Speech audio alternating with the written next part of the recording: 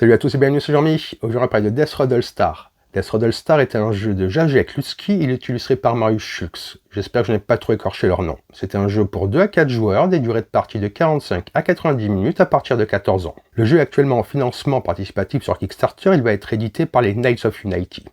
Dans le jeu, les joueurs participent à une course sans trop de règles dans un univers dystopique. Ils vont jouer des cartes de leurs mains afin d'éliminer leurs adversaires ou d'arriver les premiers sur la ligne d'arrivée.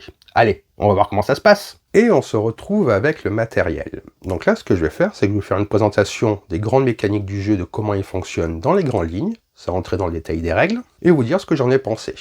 Donc le jeu est en cours de financement sur Kickstarter. D'ailleurs, la campagne marche plutôt bien. Déjà, plusieurs paliers ont été débloqués avec des pilotes en plus, des cartes en plus, ce genre de choses. Je vous mettrai le lien de la campagne dans la description de la vidéo, que vous alliez voir par vous-même et que vous fassiez vous-même votre idée. Donc ici, c'est une version prototype du jeu, bien entendu, c'est pas la version finale, même si le prototype est de qualité, ça ne représente pas la version finale du jeu, mais ça rapprochera quand même. Donc le jeu, c'est un jeu de course dans un univers dystopique où les joueurs vont lutter sur le plateau, et il y a 3 manières pour que la partie s'arrête. Soit vous êtes le dernier encore présent, soit au bout du 5e tour, vous êtes le plus en avant sur le plateau, ou sinon, en fonction de certains événements, vous allez pouvoir déclencher une fin de partie en réunissant certaines conditions. Un jeu de course avec des cartes, vous allez jouer des cartes de votre main pour faire différentes actions qui vont bien entendu se répercuter sur le plateau de jeu. Vous allez d'abord choisir un véhicule lors de la mise en place, bien entendu. Donc ça, c'est les différents véhicules. Ici en haut, c'est les points de vie du véhicule. Ici, sa maniabilité. Et ici, vous allez passer les vitesses. La maniabilité, c'est ce qui va vous permettre de jouer des cartes. Et les points de vie, c'est les dommages que vous pouvez encaisser. Quand vous arrivez là, vous êtes éliminé de la partie. Donc les véhicules n'ont pas les mêmes statistiques. Ici, vous avez le nom du véhicule, qui donc se rapproche avec la figurine, et un deck de cartes qui lui est associé. Vous voyez, les différents véhicules. Je vais un peu vous montrer les figurines, que vous ayez une idée. Elles sont très sympas pour du prototype. Celle-là. Donc, comme je disais, il y a déjà des paliers qui ont été débloqués, donc c'est assez sympa, il y a pas mal de choses. Là, on est en train d'essayer de débloquer le mode solo, si je ne me trompe pas, et c'est là qui est en plus. Donc vous choisissez le véhicule, vous allez prendre le deck de cartes qui est associé à ce véhicule-là. Donc ici, en fonction de la vitesse où est votre véhicule, c'est les effets de la carte que vous allez appliquer. Et ici, c'est son coût.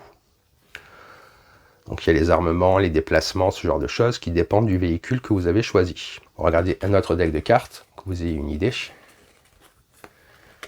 Donc les véhicules ne se jouent pas de la même manière, ils n'ont pas les mêmes caractéristiques, et en plus vous allez prendre un pilote qui lui aussi rajoute des choses. Vous voyez, c'est très sympa, moi j'aime bien l'univers graphique, cet univers un peu dystopique. On a vraiment le côté course dans le jeu, c'est vraiment assez sympa, on a vraiment cette impression d'avancer sur le plateau, que ça défile à toute vitesse, assez fun. Il faut aimer se prendre des coups parce que bien entendu vous allez éliminer des joueurs, donc il faut que les joueurs aient l'habitude de prendre des coups et qu'ils couinent pas trop, mais c'est assez amusant comme jeu. Et ça, ce sont donc les pilotes que vous choisissez également. Donc je vous ai dit, il y a 3 manières pour que le jeu se termine, et c'est assez équilibré, même si moi il y a eu pas mal de parties où on a fini parce qu'il n'y avait plus qu'un seul joueur, les autres sont aussi réalisables. C'est assez nerveux parce que ça dure que 5 tours, 5 rounds.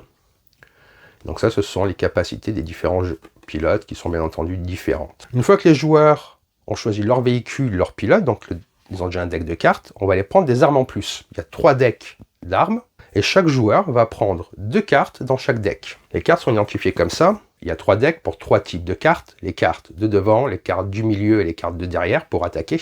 Donc ici, vous avez l'identification, par exemple là c'est les F1, imaginons que je prenne ça, je le rajoute à mon deck, je le passe au joueur qui prend une autre série, et ainsi de suite, pour que chacun ait 2 séries de chacun des decks, pour avoir des armes en plus. C'est donc ça qui va vous permettre de customiser un petit peu plus votre deck, qui à chaque partie va être donc assez différent. Entre la combinaison voiture, pilote, ça fait déjà une différence, plus les différentes armes que vous allez ajouter.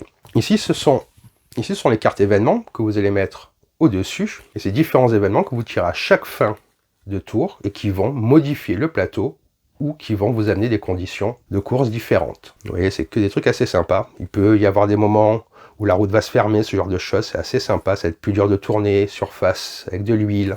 Et au-dessus du 3e, ce que vous faites, si vous jouez en mode avancé, vous rajoutez une carte de ce paquet-là, qui en fait va être des conditions pour remporter la partie également. Ça va être par exemple récolter des trophées, ce genre de choses. Le premier qui a un trophée de chaque couleur, il met fin à la partie immédiatement. C'est le mode avancé, donc peut-être pour les premières parties, vous commencez pas avec ça, vous le gardez pour un petit peu plus tard. Bien entendu, il y a aussi une aide de jeu qui est très bien faite. En haut, au-dessus, vous mettez le token qui correspond à votre véhicule, c'est la piste d'initiative. Et vous allez jouer dans l'ordre de l'initiative. Chaque joueur va faire une action, puis c'est au deuxième, troisième joueur. S'il lui reste encore de la possibilité pour jouer des cartes, on revient au premier joueur, et ainsi de suite, jusqu'à ce que plus personne ne puisse faire d'action, et on finit le tour. Donc, comme je vous disais, quand vous avez votre deck, on va dire que j'ai ce deck-là, j'ai ma main de cartes, je vais jouer une carte, par exemple, je vais jouer celle-là, elle me coûte 3, que j'indique ici. Je regarde où j'en suis au niveau de la vitesse du véhicule, et j'applique l'effet qui correspond. Ça peut être des effets d'armement, de déplacement, de rentrer dans quelqu'un pour le pousser, ce genre de choses. Plus, donc, vous indiquez,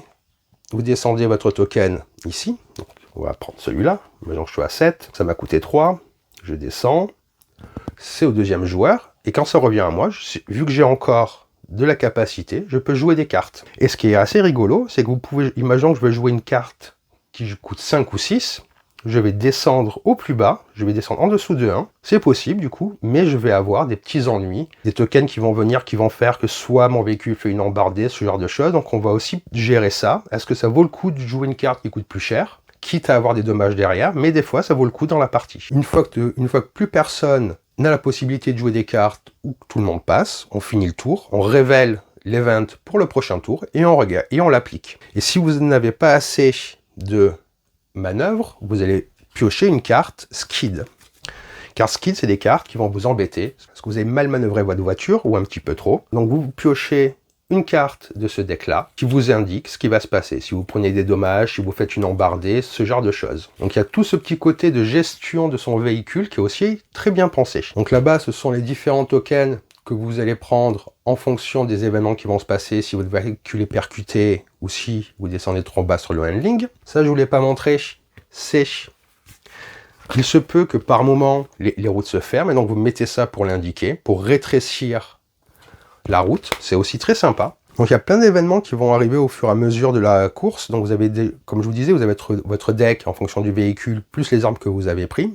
Mais tous les événements qui arrivent en cours de partie, c'est à vous de vous adapter au mieux, et aussi aux réactions de vos adversaires. Donc il y a vraiment ce côté adaptabilité à prendre en ligne de compte dans un jeu de course vraiment assez malin, très nerveux. Et vraiment cette sensation de déplacement et de rapidité, l'armement, on le ressent vraiment bien. On prend du plaisir à jouer les cartes et faire des crasses à ses adversaires. Les parties sont assez rapides, entre 45 et 50 minutes la plupart du temps. Une fois que vous connaissez les cartes et les véhicules, ça va assez vite, c'est très nerveux. Donc moi j'ai vraiment passé un bon moment, je me suis vraiment amusé. Donc là le mode solo, il est en cours de déblocage dans la campagne, donc j'ai pas pu l'essayer, mais ça peut être très sympa, mode solo pour ce jeu. La direction artistique, moi elle me plaît, elle fait vraiment ce côté dystopique, post-apocalyptique, assez sympa. Donc il y a plein de paramètres à prendre en ligne de compte pendant la partie. Vraiment vous n'êtes jamais à l'abri d'un mauvais coup d'un joueur ou de se mettre sur vous parce que vous êtes en avance, donc ils vont pas vous laisser prendre trop d'avance non plus. Donc on sent vraiment ce côté combat de voiture qui est très présent. Et vraiment, même si on voit pas, même s'il n'y a pas de ligne d'arrivée en tant que telle, on sent vraiment le défilement. Je tiens à le redire parce que j'ai vu des gens